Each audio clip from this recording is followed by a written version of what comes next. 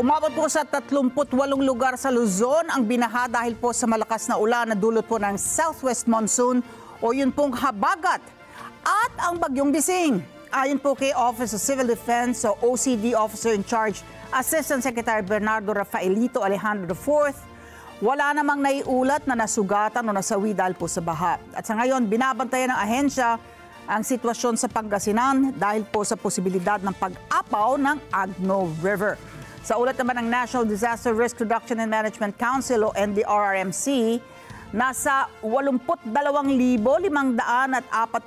individual katumbas po ng 27,400 na pamilya ang naapektuhan ng masamang panahon sa Ilocos Region, Central Luzon at Cordillera Administrative Region o CAR. Sa nasabing bilang, 9 na tao o 2 pamilya po nananatili sa evacuation centers habang mahigit po sa 3,000 individual o katumbas po ng 1,000 pamilya mas piniling manatili sa ibang lugar.